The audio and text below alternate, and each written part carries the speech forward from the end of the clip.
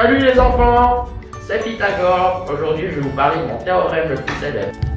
Alors, mon théorème s'applique que pour les triangles rectangles que vous connaissez sûrement.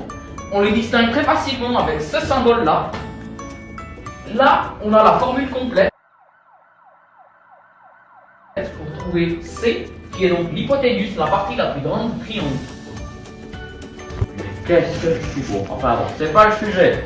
Alors, ce que je vais vous montrer, moi, dans mon théorème, c'est que la base au carré, plus l'autre côté au carré, donc on a fait l'air de tout ça, ça nous donne l'hypoténuse au carré.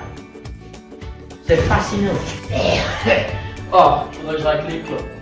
Bref, si imaginons que A égale 6, que B égale 8, pour trouver l'aire de l'hypoténuse qui est C, et pour trouver ensuite sa longueur, nous devons faire 6 au carré plus 8 au carré égale 36 plus 64, c'est égal à bien sûr 100. Mais monsieur, Oui ma petite pièce. mais ça, c'est l'aire de l'hypoténuse, pas de la longueur. J'y viens. Ensuite, avec ce résultat, il faut mettre à la racine. À la racine, ça nous donne 10. Ça veut dire que là, nous avons trouvé la longueur de l'hypoténuse.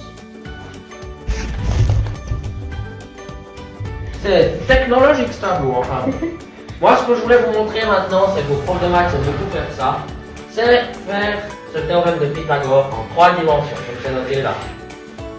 Donc, pour trouver dans un pavé droit cette diagonale orange, qui est juste là, on va utiliser 3 longueurs. La longueur A ici, la longueur B, ainsi que la profondeur C.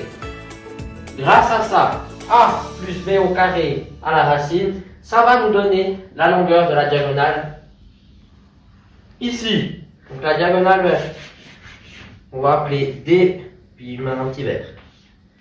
Et grâce à cette diagonale verte, on mettra au carré, vert, on en note, plus la profondeur au carré, ça va nous donner cette diagonale orange. Mais, je dois vous apprendre quelque chose de très important pour toute votre vie future, c'est qu'il y a un moyen plus simple de le faire. C'est-à-dire, je m'explique, c'est pas très savant. Là, vous voyez que, avec ça, on obtient cette diagonale. Mais il y a plus simple. C'est-à-dire que si, dans ce calcul-là, on remplace cette diagonale verte par le calcul ici, ça nous donnera A au carré plus B au carré à la racine au carré, après encore, parce que, pas oublier, plus C au carré, tout ça à la racine, ça nous donne la diagonale orange. Quand vous ne voyez pas bien, peut-être mettre des lunettes. Elle est bien sympa, cette pâle copie de moi-même. J'en perds les poils de ma barbe. Bref, j'ai un moyen plus simple. Vous prenez cette racine carrée avec une puissance au carré. Vous pouvez l'annuler. Donc, A au carré plus B au carré plus C au carré sous la racine est égal à la diagonale qui paraît droite.